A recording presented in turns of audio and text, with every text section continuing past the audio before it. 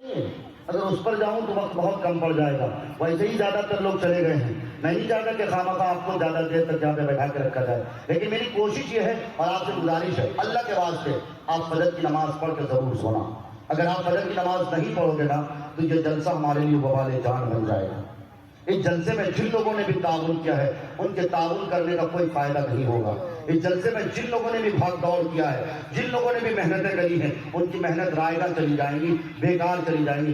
آپ جتنے حضرات یہاں بیٹھے ہو اور جہاں بھی میرا بھائی کھڑا ہے اور کھڑے ہو کر سن رہا ہے, خدا آپ کے ہاتھ جوڑ کے گزارش ہے فجر کی نماز پڑھ کے ہی سونا. چاہے اول وقت میں پڑھ لینا, فجر کا وقت شروع ہو فوراً پڑھ لینا. بہرحال میرے بھائیوں میرے بزرگوں, میں بتا یہ رہا تھا 1937 کو باقاعدہ طور پر ایک ہنگامی میٹنگ ہوتی ہے, اور وہ ہنگامی میٹنگ کس کی ہوتی ہے؟ یہودیوں کی ہوتی ہے, جس میں برطانیہ سے جہاں یہودی رہتے تھے وہ لوگ بھی آئے, امریکہ میں جو یہودی پناہ گزین تھے وہ بھی آئے, اور سارے لوگوں کی طرف سے یہ ہوا کہ ایسا کرو اب جنگ کو ذرا سا آگے بڑھایا جائے, یعنی لڑائی کو تیز رفتار میں شروع کر دیا جائے.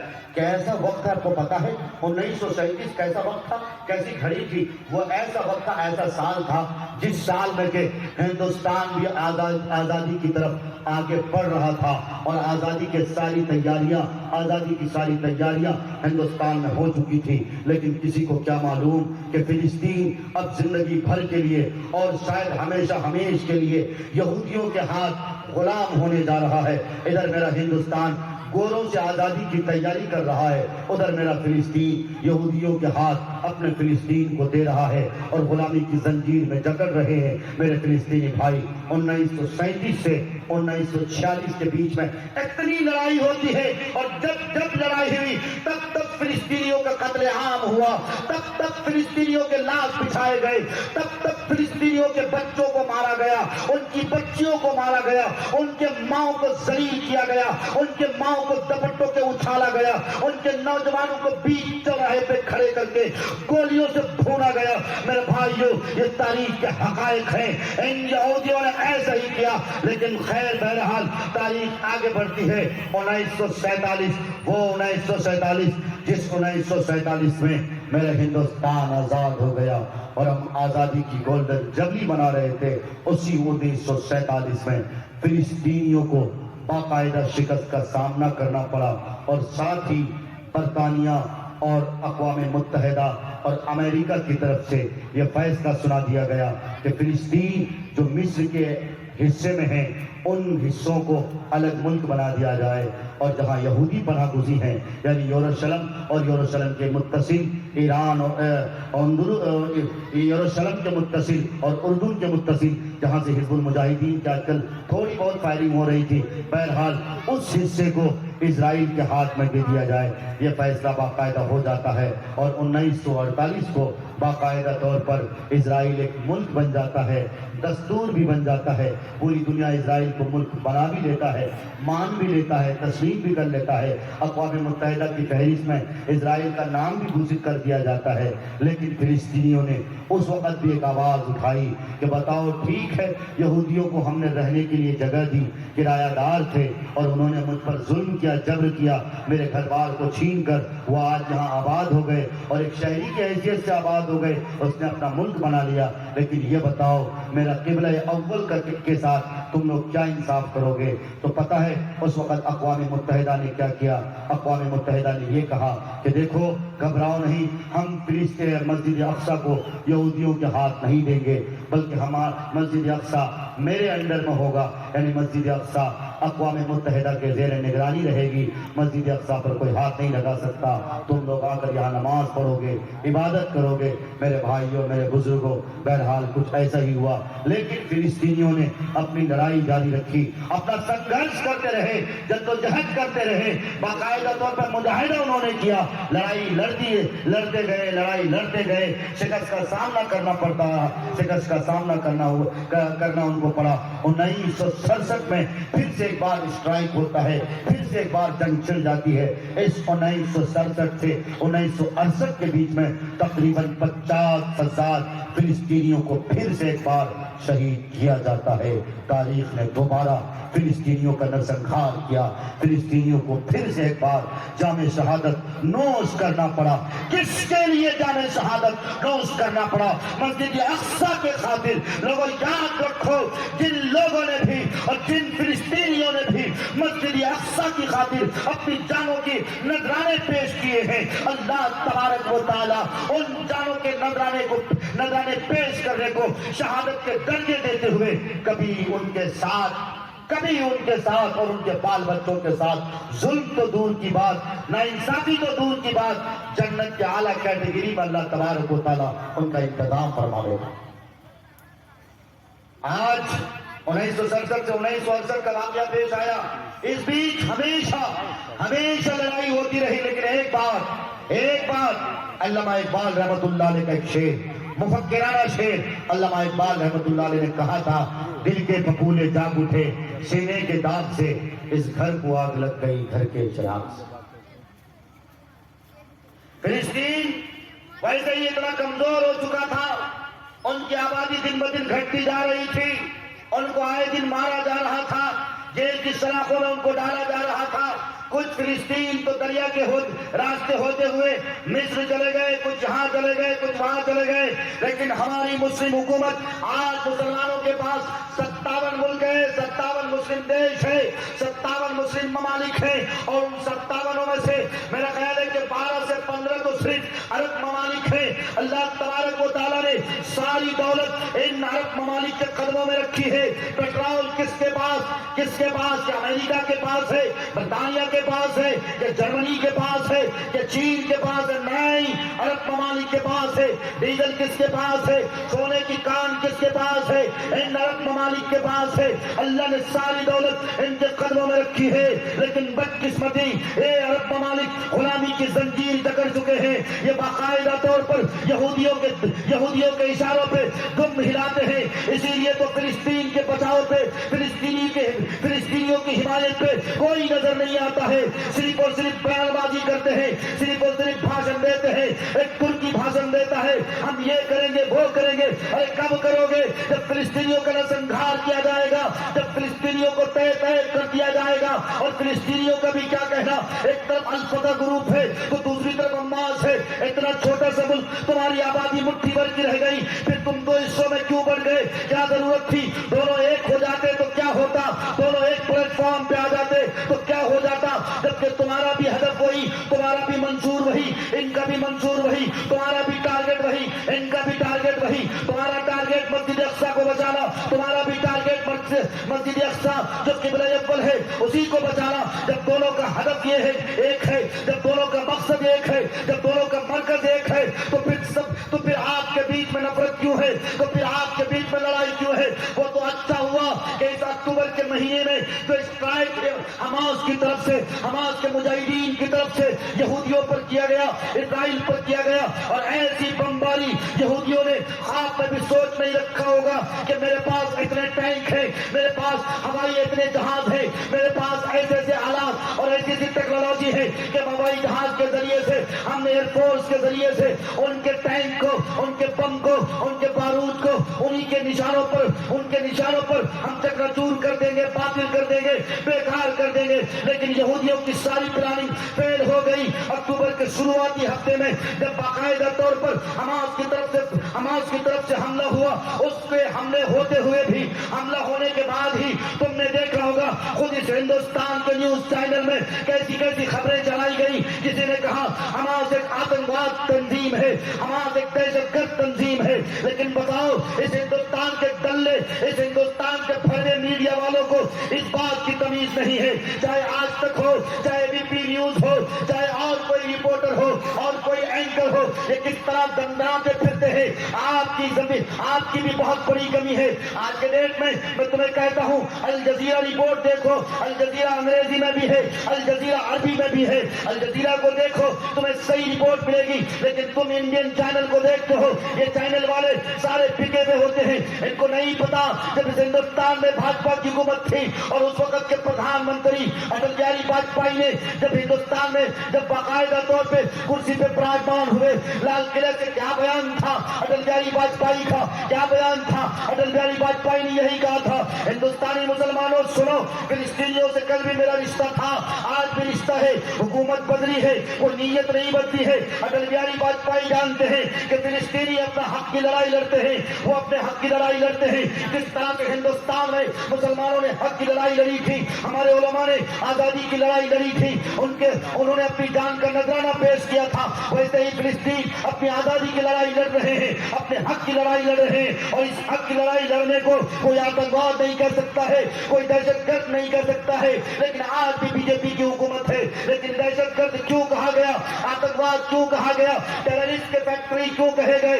اس لیے کہا جا رہا ہے تم بگڑ گئے، تمہاری اولاد بگڑ گئی، ہمارے مسلم حکمراں بک گئے، سارے لوگوں نے یہودیوں کے پریپیڈ پلاننگ کے تحت سارے لوگوں نے سودا کیا ہے، اس نے فلسطینیوں کو اکیلے چھوڑ دیا ہے۔ میرے بھائیوں، میرے بزرگوں، لیکن آپ کو کمر کسنا ہے، آپ کو تیاری کرنی ہے، خوب اچھی طرح یاد رکھو، فلسطین کو اگر فتح نصیب ہوئی تو پھر خوب اچھی طرح یاد رکھو، اللہ تبارک و تعالیٰ مسلم حکمرانوں کو بھی ہدایت دے گا۔ لیکن اگر ایسا نہیں ہوا، تاریخ نے ایسا بدترین تاریخ اگر دیکھنے کا خواب سجا ہی لیا ہے کہ فلسطینیوں کو ہمیشہ کے لیے مار دیا جائے گا، ان کو تہہ کر دیا جائے گا، ان کا قتل عام کیا جائے گا، مسجد اقصی پر اگر تالے لگائے جائیں گے تو وہ دن دور نہیں کہ مسجد اقصی پر تالے لگانے کی وجہ سے ان کا اگلا جو ٹارگیٹ مسجد حرام اور مسجد نبوی پر حملہ کرنا ہے، وہ ان کو بھی انجام دینے کے لیے 2-4 قدم آگے نہ بڑھا لے۔ اس کے لیے تمہیں تیاری کرنی ہے، مسجدوں کو آباد کرنا ہے، اللہ سے دوستی کرنی ہے۔ آج میرا اللہ ناراض ہے، اس لیے ابابیل پرندوں کے ذریعے اپنے گھر کی حفاظت نہیں کر رہا۔ تم سدھر گئے، ہماری سوسائٹی سدھر گئی تو انشاءاللہ مسلمان کل بھی مختصر تھے، آج تو مختصر نہیں ہے۔ آج تو 2025 کے سروے رپورٹ تو عالمی رپورٹ ہوتی ہے، رپورٹ آنے دو۔ 2015 کی رپورٹ آئی تھی، 10 سالہ رپورٹ میں 1.05% مسلم صرف عیسائیوں سے تعداد میں، تناسل میں، آبادی میں بچ گئے تھے۔ لیکن یہ انومان لگایا جا رہا ہے، یہ امید جتائی جا رہی ہے کہ 2025 کو جو رپورٹ آئے گی، مسلم آبادی پوری دنیا میں نمبر 1 کی آبادی ہو جائے گی۔ ارے ایک دور تھا، تم مختصر تھے، تمہاری تعداد مٹھی بھر کی تھی۔ بتاؤ جنگ بدر میں تمہاری تعداد کتنی تھی؟ بتاؤ جنگ سلیبیا میں تمہاری تعداد کتنی تھی؟ جنگ خندق میں تمہاری تعداد کتنی تھی؟ لیکن کون سی طاقت تھی جب نبی علیہ السلام کے بھی صبر کو آزمایا ان کو بھی جب آزمایا جا رہا تھا، ان کا صبر کا پیمانہ بھی جب چھلک گیا تھا، جب قرآن کریم کی آیت نازل ہوئی تھی، ام حسبتم ان تدخلوا الجنہ، جب قرآن کریم کی اگلی آیت پڑھو گے، اگلی آیت میں کیا لکھا ہے؟ صحابہ کرام کے ساتھ ساتھ نبی علیہ السلام کے ساتھ ساتھ صحابہ کرام بھی یہ بول پڑے تھے، متی نصر اللہ، اے اللہ تیری مدد کہاں ہے، تیری مدد کب نازل ہوگی؟ تو اللہ کی طرف سے یہ آواز آئی تھی، یہ صدا آئی تھی، گھبراؤ نہیں، میری مدد تیرے ساتھ ہے، الا ان نصر اللہ قریب، میری مدد تمہارے ساتھ ہے۔ اے مسلمانوں، اے فلسطینی بھائیوں، اے فلسطینی بہنوں، تمہاری شہادت انشاءاللہ رائے گا نہیں جائے گا، تمہارے خون کا بہانا رائے گا نہیں جائے گا۔ آج اگر تمہارے خون کو بہایا جا رہا ہے، ضرور تمہارے خون سے تاریخ رقم ہونے والی ہے، ضرور تمہارے خون سے ہندوستان نہیں بلکہ پوری دنیا کو ایک سندیش اور ایک میسج ڈالا ہے، عالمی جنگ چھڑنی ہے۔ یہ ہمیشہ کے لیے مسلمانوں کے ہاتھ میں مسجد اقصی کی بات ڈوری آنی ہے۔ اس میں میرے بھائیوں، میرے بزرگوں، تمہیں 2 کام کرنے ہیں، اگر کرنے کے لیے تیار ہو تو ہاتھ اٹھا کر وعدہ کرو انشاءاللہ کرو گے انشاءاللہ۔ پہلا کام آپ کو یہ کرنا ہے، پہلا کام وہ کام یہ ہے کہ آپ کو اپنی سوسائٹی کو پاک صاف کرنا ہے۔ ہر ذمہ دار شخص، میرے نبی کا جس طرح فرمان ہے، کلکم راع و کلکم مسئول عن رعیتہ، ہر ویکتی ذمہ دار ہے۔ مثال کیسی دی گئی؟ جس طرح سے چرواہے کی ذمہ داری ہے کہ اس کے جھنڈ میں جتنی بکریاں ہوں، ان کی بکریاں بغیر کسی کی کھیت چر نہ پائے، ویسے ہی تم اگر باپ ہو، تمہاری ذمہ داری ہے تمہاری بیٹی کسی کے ڈگر پہ جا نہ سکے، اس بات کی ذمہ داری۔ بات آئی ہے تو ضمن ایک بات بتا دوں، ہمارا سرجا پوری علاقہ اور یہ پھلیا علاقہ، پھلیا برادری ہے نا، یہ دونوں حلقے میں چند ایسی بڑی برائیاں ہیں جن کو لوگ برائی سمجھتے ہی نہیں ہیں۔ سب سے پہلی برائی میری نظر میں، یہ دھان کٹنے کا سیزن چل رہا ہے، لوگ دھان کاٹیں گے، اس کے بعد کھیت میں ہل چلایا جائے گا۔ بتاؤ تمہاری گھر کی عورتیں بغیر اجازت کے دوسروں کے کھیت سے مٹی لا کر اپنے آنگن کو، چولہے کو، گھروں کو خوبصورت بناتی ہیں کہ نہیں بناتی ہیں؟ اور کتنے نکمے لوگ ہوں ہم لوگ، کوئی منع بھی نہیں کرتا ہے، کوئی منع نہیں کر رہا، اس کو لوگ پاپ سمجھتے ہی نہیں ہیں۔ ارے بھائی، جس گھر میں بغیر کسی کی اجازت لیے دوسروں کے کھیت سے مٹی لائی جائے گی اور مٹی سے گھر کو خوبصورت بنایا جائے گا، پھر اس جگہ تمہاری پیشانی اللہ کے آگے جھکے گا، بتاؤ تمہاری نماز قبول ہوگی؟ نماز کے قبول ہونے کے لیے جسم میں حلال کپڑے کا ہونا ضروری ہے صاحب، اور حلال جگہ کا ہونا بھی ضروری ہے۔ آپ کو سمجھ میں آ رہی میری بات؟ دوسری بات، اس پر توجہ دیں گے انشاءاللہ، سارے ساتھی ہاتھ اٹھا کے وعدہ کرتے ہیں انشاءاللہ۔ ہمارا آنگن جیسے رہے مجھے کوئی دقت نہیں، چولہا کا گھر خوبصورت ہو نہیں، کوئی دقت نہیں، لیکن بغیر اجازت کے یہ ہوا کی بیٹیاں کسی کے کھیت نہیں جائیں گی، کسی کے کھیت سے مٹی اٹھا کر نہیں لائیں گی۔ اگر لاتی ہے تم ذمہ دار ہو، قرآن نے تمہیں کہا الرجال قوامون علی النساء، تم مرد ہو، تم حاکم ہو، تم قوام ہو، تم ذمہ دار ہو، تمہاری گھر کی عورتیں کیا لا رہی ہیں، کہاں سے لا رہی ہیں۔ اور تو اور ایک بات بتا دوں، تالاب، گڈھا، ندی کا کچھ علاقہ، یہ ہوا کی بیٹیاں بھیگا کپڑا پھینک کر ڈبکی لگا کر مٹی اٹھاتی ہیں اور گھر آنگن میں پوچھا لگاتی ہیں۔ تمہارے یہاں نہیں لگاتی ہیں کیا؟ تمہیں پتا ہے جب وہ لڑکی ڈبکی لگاتی ہے، اس کے جسم کا جب پورا کپڑا بھیگ جاتا ہے، تر ہو جاتا ہے، تو کتنوں کی نظر راستے میں ان پہ حیوانیت کی پڑتی ہے۔ کون ہے گنہگار؟ کس نے اس کام کو کرنے کو کہا ہے؟ کون ہے بھروا؟ کون ہے ذمہ دار؟ کیوں کسی کا قدم اس طرف نہیں جاتا ہے صاحب؟ کیوں کسی کی سوچ اور کسی کی فکر نہیں جاتی ہے؟ پھر ہمارے علاقے کے لوگ کہتے ہیں ہماری بچی دوسروں کے ساتھ بھاگ گئی ہے، مکھیا کا اور سرپنچ کا چکر لگاتے ہو، سرپنچ صاحب انصاف کر دیجیے۔ کیوں سرپنچ صاحب انصاف کریں گے؟ سرپنچ صاحب سے اسی وقت تم نے ایمان کا سودا کر لیا تھا، جب الیکشن ہو رہا تھا تو سرپنچ صاحب نے گھر لیا تھا نا، تم نے نہیں لیا تھے؟ انکم ٹیکس ڈپارٹمنٹ کے طور پہ لیا تھا تم نے؟ ہاں، چپکے چپکے لیا تھا، رشوت کے پیسے لیا تھا۔ جب 1000 روپے تم نے لے لیا تو مطلب کیا ہوا؟ اب 5 سال مکھیا جی اور سرپنچ صاحب کی غلامی تمہیں کرنی ہے انشاءاللہ۔ اب تم اپنا حق سرپنچ صاحب سے نہیں مانگ سکتے، اب تم اپنا حق سرپنچ صاحب سے نہیں مانگ سکتے، مکھیا جی سے نہیں مانگ سکتے۔ اس لیے میرے بھائیو، تمہاری اور ہماری ذمہ داری بنتی ہے کہ اپنے گھر کی عورتوں کو اس طرف روکو گے انشاءاللہ۔ دوسری میری گزارش ذمہ داری کے ساتھ آپ کی ہے، آم کا سیزن بھی آ رہا ہے، باغیچوں میں ہمارے تمہارے بچے اللہ اللہ خیر، صبح کی فجر کی نماز کے لیے جو لوگ اٹھتے ہیں ان سے پوچھئے گا، رات ابھی مکمل جاتی بھی نہیں ہے، چھوٹے چھوٹے اٹھنی چونی ہے، چٹی کے شوربا آم چننے کے لیے پہنچ جاتے ہیں۔ کبھی کبھی تو یہاں تک دیکھا گیا کہ آندھی چل رہی ہے، تیز طوفان ہے، بارش ہو رہی ہے، بجلی کے کڑکنے کی آواز آ رہی ہے، لیکن نہیں، ہم نے چھوٹ دے رکھا، جا بیٹا جاؤ باغیچے سے آم چن کے لاؤ، اور پھر دھڑلے سے مرتوان یا ہوا کی بیٹیاں اچار ڈالتی ہیں اور پھر پورے سال گلچھاڑے اڑا کے کھاتی ہیں۔ حرام کے اچار کھا رہی ہو، حرام کے آم کے اچار کھا رہی ہو، اور پھر تم سمجھتے ہو کہ نماز قبول ہوگی، پھر تم سمجھتے ہو کہ دعا قبول ہوگی۔ نہیں، اس کے لیے ضروری ہے کہ تم پہلے حلالی بنو۔ اس کے لیے میرے بھائیو، تمہیں اور ہمیں ٹھوس قدم لینے پڑیں گے۔ اور میں نے آپ کو کہا تھا کہ سوسائٹی کی حفاظت، اس کے لیے میں نے حدیث پڑھی تھی، کلکم راع وکلکم مسئول۔ مرد عام طور پہ ناراض کب ہوتا ہے؟ کب ناراض ہوتا ہے؟ जब तुम्हारी बेटियां, हमारी बेटियां या तुम्हारी बीवी दाल में नमक हो जाए, अल्लाह अकबर, गुस्सा देख लेना, ये हजरत जलाल में आ जाते हैं।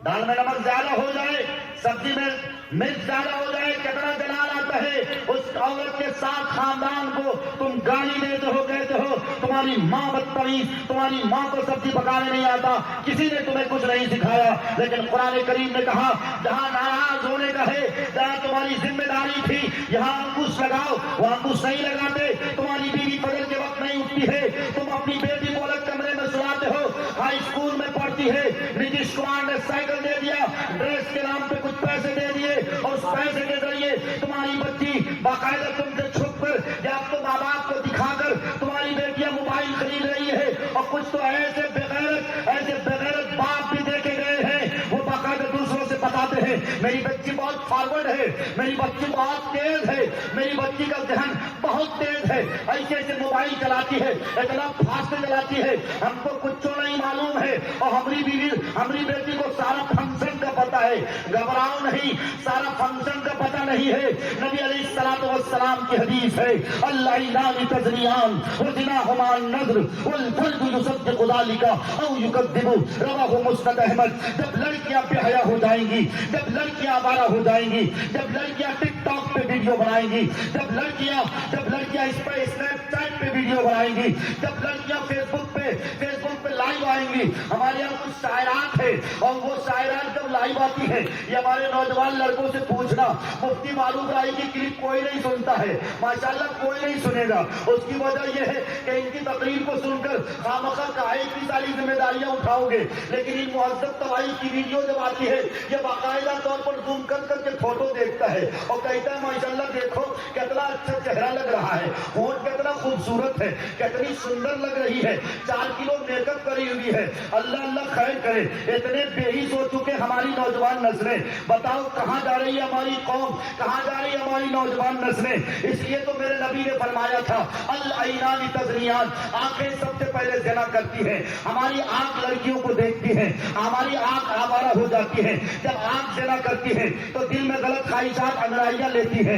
मेरे भाइयों, मेरे बुजुर्गों, बात यहीं पर खत्म नहीं होती है। फेसबुक पे कोई लड़की की फोटो देखी है, उस पर कमेंट किया, उसके प्रोफाइल पे जाते हैं लड़के और जाकर किसी तरह नंबर हासिल करते हैं। और इन हव्वा की बेटियों को अपनी तारीफ बड़ी अच्छी लगती है, इसीलिए तो कुरान करीम में कहा है फला तखज़ाना बिल कौल, ऐ हव्वा की बेटियों, जब तुम्हारी कोई तारीफ करे, जब तुमको कोई आई लव यू कहे, जब तुमको कोई आई मिस यू कहे, अरे कितनी अच्छी लग रही हो, फलनवा की बेटी तुम्हारी खूबसूरती बड़ी बला की है। जब तुम जाती हो कोचिंग सेंटर, हम तुम्हारे लिए इतना दीवाना होते हैं, इस गली से कहीं और नहीं जाते हैं। अरे तुम तो लफंगे हो, तुम तो एक नंबर का लुच्चा हो, तुम अपने गांव समाज के तौर पर एक नंबर का आवारा और मनचला हो, और कहते हो कि हम लड़की पटा रहे हैं। और हद तो ये हो गई मेरे बुजुर्गों, कयामत क्यों नहीं आएगी, जमीन में जलजला क्यों नहीं आएगा, गुनाह भी किया जा रहा है। और लोग, नौजवान लड़के एक दूसरों को, अपने फ्रेंड को, अपने दोस्तों को दिखाता भी है, देखो ना हमारी गर्लफ्रेंड कितनी खूबसूरत लग रही है। कल पूर्णिया गए थे, एक होटल में, एक रेस्टोरेंट में, हमने भी बिरयानी खाई और अपनी गर्लफ्रेंड को भी खिलाई। किशनगंज घूमने गए, पटना घूमने गए, देखो हम लोगों ने कितनी मस्तियां करी हैं। बीपीएससी के एग्जाम में गए थे, हमारी गर्लफ्रेंड भी गई थी, वो तो बीपीएससी पास कर गई, हम फेल हो गए, इसलिए कि हम उसके इश्क के मस्ती में खो गए थे, इसलिए हम पास नहीं हो पाए। हम तो जुल्फों को तलाश करने में चले गए, इसलिए चूल्हे के भाड़ में चले गए। इसलिए जब वैकेंसी आती है बीपीएससी के एग्जाम में, कितनी सीटें आई, लेकिन मुस्लिमों को कितने मुसलमानों की कितनी बहालियां हुई, ये तो खैर अल्लाह खैर करे। ये हमारे माननीय मुख्यमंत्री श्री नीतीश कुमार जी हैं, तो कम से कम उर्दू में बीपीएससी के कुछ चांसेस रखे थे कि मुसलमानों की थोड़ी बहुत बहाली हो गई, वरना शक्ल दिखाने के लायक नहीं थे। तुम तो फीसद में चले गए थे, वो अच्छी तरह जानते तुम्हारी नौटंकी। तुम अपने लड़कों को पटना भेजते हो, पैसा खर्च करके पढ़ाने के लिए भेजते हो, वो पढ़ता कम है, अपनी आंखों की सिकाई करता है, इसीलिए तो चश्मा अब 5 नंबर का और 4 नंबर का 18 साल में ही लग जाता है। जब हमारी आंख हवा की बेटियों के चेहरे की तिलावत करेंगी और रात भर जब उसी के तिलावत में लग जाएंगी, वीडियो कॉल पे बात करती हैं। लेकिन मेरे भाइयों, मेरे बुजुर्गों, यहीं पर बस नहीं, मैं आपको एक बात बता दूं, حضرت موسیٰ کا لقب کیا تھا؟ کلیم اللہ تھا. اللہ تعالیٰ سے تکلم کرتے تھے, بات چیت کرتے تھے. جب کسی کی کسی سے بات چیت ہوتی ہے, یہ ایک میں لاجک آپ کو بتانے چلا ہوں, لڑکے لڑکیوں کے درمیان جب بات چیت ہوتی ہے تو بات چیت پہ نہیں رہتی ہے بلکہ اس کے آگے کو جاتی ہے. اللہ سے جب حضرت موسیٰ کی بات ہوئی تو حضرت موسیٰ نے کیا درخواست کی؟ اے اللہ تبارک و تعالیٰ, آپ سے تو ہم نے خوب بات چیت کر لی ہے, اب خواہش یہ ہے, اب میری تمنا یہ ہے, ایک بار آپ کو دیکھ لوں, آپ کی زیارت سے میں مالا مال ہو جاؤں. اللہ تبارک و تعالیٰ سے حضرت موسیٰ نے خوب درخواست کری ہے, خوب ریکویسٹ کری ہے. جب خوب درخواست اور خوب ریکویسٹ کری تب اللہ تبارک و تعالیٰ نے کہا, جاؤ ایسا کرو, کوہ طور کے سائڈ میں کھڑے ہو جانا, اپنی ہلکی سی تجلی رکھیں گے, اگر تم برداشت کر لو گے تو ٹھیک ہے, اور نہیں برداشت کیے تو کوئی بات نہیں. بہرحال موسیٰ علیہ السلام کوہ طور کے سائڈ پہ کھڑے ہو گئے, اللہ کی تجلی ہلکی رکھی گئی, موسیٰ علیہ السلام بے ہوش گر پڑے. اسی لیے معلوم ہے, یہ لاجک مفسرین کرام نے بتائی ہے, جب کسی کی کسی سے بات ہوتی ہے تو فطرت کا تقاضا یہ ہونے لگتا ہے کہ اس کو ایک بار دیکھ سکوں. آپ کی خواہش ہوتی ہے کہ نہیں ہوتی ہے؟ کسی مقرر کی تقریر جب فیس بک پہ سنتے ہو, جب کسی سلمان خان کی فلم دیکھتے ہو نا, اے نوجوانوں بتاؤ نا, سلمان خان کو دیکھنے کی خواہش نہیں ہوتی ہے؟ آج ہمارے ایک دوست تھے حکیم عاشق الہی صاحب جو جلگڑھ کے تھے, میں نے ان کو فون کیا اور میں نے کہا, حکیم صاحب آپ کہاں ہیں؟ تو حکیم صاحب نے کہا, مفتی صاحب ہم کو پتہ ہی نہیں تھا کہ آپ بھی آنے والے ہیں اور مفتی سعد النجیب صاحب بھی آنے والے ہیں. کل اتفاق کی بات ہے کہ ساؤتھ افریقہ کا اور انڈیا کا میچ کلکتہ کے ایڈن گارڈن میدان میں ہو رہا ہے اور ہم لوگ دیکھنے کے لیے چلے گئے. میں نے کہا کتنا کا ٹکٹ لگ رہا ہے؟ تو حکیم صاحب نے کہا ایک آدمی کا 5,000 کا ٹکٹ لگ رہا ہے. ہم نے کہا کون سی سیٹ ملی؟ انہوں نے کہا سب سے نچلی والی سیٹ ملی. میں نے کہا دیکھو گے کیا بابا جی کا ڈھنگا؟ تو انہوں نے کہا جو بھی مل جائے, خواہش تھی کہ ایک بار اسٹیڈیم میں میچ دیکھ لوں. بتاؤ, ایک بار دیکھ لوں. وہ کیا دیکھنے کے لیے گیا ہے؟ روہت کمار کے چھکے دیکھنے گیا ہے, وراٹ کوہلی کا شاٹ دیکھنے کے لیے گیا ہے. کل جب آئے گا تو دیکھنا, اسٹیٹس چیک کر کے دیکھنا, وراٹ کوہلی کے ساتھ فوٹو ضرور ہوگی, اس کا دیکھنا روہت شرما کے ساتھ فوٹو ہوگی. وہ ہر ممکن کوشش کرے گا, جیسے جیسے روہت شرما چلے گا ویسے ویسے کیمرہ کو گھمائے گا. بتاؤ کرتا کہ نہیں کرتا ہے؟ میرے نبی نے تو فرمایا تھا, من تشبہ بقوم فہو منہم, جس نے جس قوم کی مشابہت اختیار کری, جس نے جس کو اپنا رول ماڈل بنایا, جس نے اپنا آئیڈیل بنایا, اس کا حشر بھی اسی کے ساتھ ہوگا. اس کا اے وراٹ کوہلی کے دیوانوں, اے روہت شرما کے فینس نوجوانوں, خوب اچھی طرح یاد رکھو, اگر روہت شرما کی فوٹو تمہارے موبائل میں ہے کوئی حرج نہیں ہے. معروف رائی مفتی ہے لیکن فتویٰ نہیں دیتا, لیکن ہاں تقویٰ ضرور بتا کے جائے گا. تقویٰ یہ ہے کہ تمہارے موبائل میں ایسی فوٹو نہیں ہونی چاہیے, بلکہ تمہارے موبائل میں دینی تعلیم کی فوٹو ہونی چاہیے, دینی تقریر ہونی چاہیے. تم کبھی اسٹیٹس میں قرآن کی آیت تو لگا کے دیکھو, تم اپنے رنگ ٹون میں کیا لگاتے ہو نوجوانوں؟ بتاؤ, ہاتھ دل پہ ہاتھ رکھ کے بتاؤ. آج کل تمہارے موبائل کا اسٹیٹس, تمہارے فیس بک کی پوسٹ, تمہارے موبائل کا رنگ ٹون تمہارے لائف اسٹائل کو بتاتا ہے کہ اس وقت تم زندگی کے کس موڈ پہ ہو. کیا تمہاری گرل فرینڈ ناراض ہو گئی ہے, اسی حساب سے اسٹیٹس لگتے ہیں, اسی حساب کی پوسٹ لگ جاتی ہے, اسی حساب کا رنگ ٹون میں گانا لگ جاتا ہے. اس لیے میرے بھائیوں, قیامت آن پڑی ہے, اس لیے ماں کو ذلیل کیا جا رہا ہے, بہنوں کی عزت کو تار کیا جا رہا ہے. ذمہ داری قبول کرنا پڑے گی میرے بھائیوں, ذمہ دار شادیوں. اور اے حوا کی بیٹیوں, تم اگر سن رہی ہو میری بات, تمہیں خدا کا واسطہ دے کے میں معروف رہی تمہارا بیٹا تمہارا بھائی ہوں, میں تم سے گہار لگاتا ہوں اللہ کے واسطے, تم اپنے مقام و مرتبے کے پہچانو. تم کون ہو؟ تم فاطمہ کی کنیزہ ہو. تم کون ہو؟ تم عائشہ کی خادمہ ہو. تم کون ہو؟ تم رقیہ اور زینب کی خادمہ ہو. تم سے یہ کائنات ہے, تم سے یہ دنیا ہے. تم تھے, تمہارے بدن سے, تمہارے اس پیٹ میں نبی علیہ السلام جیسی مقدس شخصیت نے جنم لیا ہے. آہاں میری ماں, آہاں میری بہنوں, آہاں میری بیٹیوں, جب تک تم پاک دامن تھی, جب تک تم باحیا تھی, تمہاری آنکھوں نے گناہ نہیں کیا تھا, زنا نہیں کیا تھا. تمہاری گود سے کوئی وقت کے قطب پیدا ہوتے تھے, کوئی سلف صالحین, کوئی مدبرین, کوئی مفکرین, کوئی مصنفین, کوئی مرتبین. بتاؤ, آج لوگ کہتے ہیں پیران پیر عبد القادر, جس کے لیے گیلری شریف بناتے ہو, کون تھے پیران پیر عبد القادر جیلانی رحمت اللہ علیہ؟ ان کی ماں کیسی تھی؟ ان کی ماں کیسی تھی؟ تہجد گزار تھی. ان کی ماں کے بارے میں کتاب میں آیا ہے کہ ان کی ماں کا چہرہ ان کے باپ کے علاوہ, یعنی پیران پیر عبد القادر جیلانی کے نانا کے علاوہ کسی نے نہیں دیکھا تھا. اسی لیے تو عبد القادر جیلانی رحمت اللہ علیہ کے والد ماجد دریا کے کنارے بیٹھے تھے. ایک بھوک کی شدت تڑپا رہی تھی. موج دریا کی موجوں میں ایک سیب تیرتا جا رہا تھا. سیب اٹھا لیا پیرانے پیر عبد القادر جیلانی رحمت اللہ علیہ کے والد نے اس سیب کو کھا لیا. کھانا تھا کہ بے چینی بڑھ گئی. اللہ والے تقوی کو دیکھو, اگر کوئی چیز گری پڑی ہو رہی ہے اس کو کھا رہے ہیں. بھوک اجازت دے رہی ہے, تقوی فتویٰ اجازت دے رہا ہے, لیکن تقوی اجازت نہیں دے رہا. اب معلوم کرنے جا رہے ہیں کس کا درخت ہو سکتا ہے. دریائے نیل کے کنارے معلوم کرتے گئے, چلتے گئے چلتے گئے, ایک ہفتہ چلتے گئے. پتا چلا ایک درخت ہے جو سیب کا درخت ہے جس کی ٹہنیاں ندیوں میں لدی ہوئی ہے. معلوم کیا گیا یہ کس کا باغیچہ ہے. پتا چلا یہ فلاں کا باغیچہ ہے. معلوم کرتے کرتے اس باغبانی کے پاس پہنچتے ہیں اور پہنچنے کے بعد کہتے ہیں حضرت صاحب مجھ سے غلطی ہوئی ہے, اور وہ غلطی یہ ہے آپ کا یہ باغیچہ ہے, اس باغیچے کا ایک درخت سیب کا درخت ہے, اس کی کچھ ٹہنیاں ندیوں میں لدی ہوئی تھی, ندیوں میں جھکاؤ تھا. اس ٹہنیوں کا ایک سیب تھا جو ندیوں میں تیرتا ہوا جا رہا تھا. مجھے بھوک کی شدت تڑپا رہی تھی. میں آپ کے درخت کا سیب آپ کی بغیر اجازت کے کھا لیا ہوں. مجھے اللہ کے واسطے معاف کر دو. آپ نہیں معاف کرو گے اللہ مجھے معاف نہیں کرے گا. پتہ ہے پیرانے پیر عبد القادر جیلانی رحمت اللہ علیہ کے جو سسر بننے والے ہیں انہوں نے کیا شرط رکھی. انہوں نے شرط رکھی میں معاف کروں گا لیکن میری دو شرط ہے. ایک شرط تو یہ ہے کہ بغیر اجرت کے تمہیں میرے باغیچے کی مالی کی ذمہ داری ادا کرنا پڑے گی 5 سال کے لیے.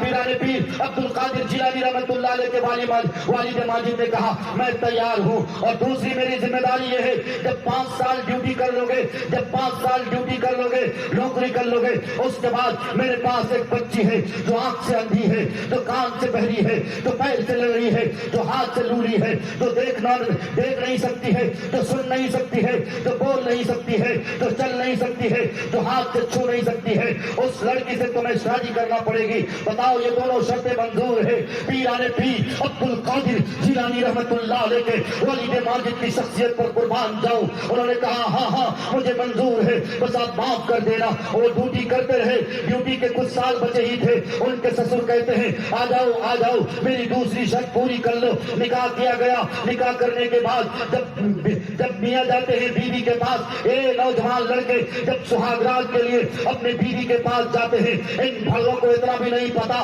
کہ پہلے جا کر کیا کرنا چاہیے. بیوی سے محبت اور پریم کی باتیں کرنی چاہیے. لیکن آج کا نوجوان لڑکا کیا کرتا ہے, پوچھتا ہے تمہاری سیٹنگ کتنے دنوں سے تھی, یہیں پر رشتے میں درار آتے ہیں, کھٹے میٹھے ہوتے ہیں, طلاق کے کیسز ہوتے ہیں, یہیں پر بس نہیں اس کو ٹارچر کرتا ہے, اس کو ادھر ادھر کی باتیں کرتا ہے. جبکہ شریعت یہ کہتی ہے کہ جب تم نئی نویلی دلہن کے پاس جاؤ تمہاری ذمہ داری یہ ہے کہ 2 رکعت شکرانے کے پڑھو.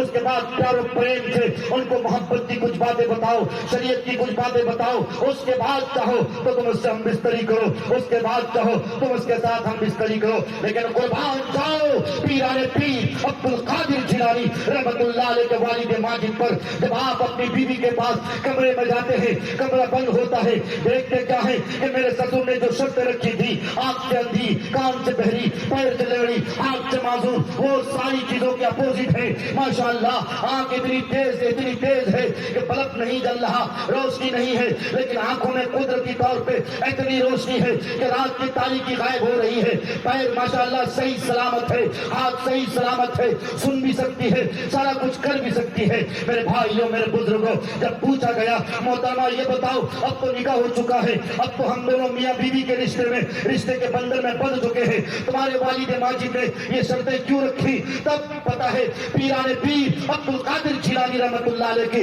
والدہ نے جو باتیں کہی ہیں, اے کاش یہ حوا کی بیٹیاں میری یہ بات اپنے دامن میں باندھ کر لے جاتی تو پھر سے ہمارے سماج میں, ہماری سوسائٹی میں, ہمارے گاؤں میں, اس کسا گاؤں میں, ہمارا یہ اٹولی کا حصہ, قصبہ کا حصہ, یہ ہمارے بائیسی کا چھیتر کا حصہ, امول چھیتر کا حصہ, یہ ہمارے ڈگروا چھیتر کا حصہ, بلکہ میں یہ کہہ سکتا ہوں ہمارے سیمانچل کے حلقے کی عورتیں انشاءاللہ اپنے پیٹ سے کوئی قطب کو جنم دے سکتی ہے. کوئی پیران پیر عبد القادر جیلانی کا دروازہ بند نہیں ہو چکا. یہ کوئی نبی نہیں تھے کیا کوئی پیران پیر پیدا نہیں ہو سکتے؟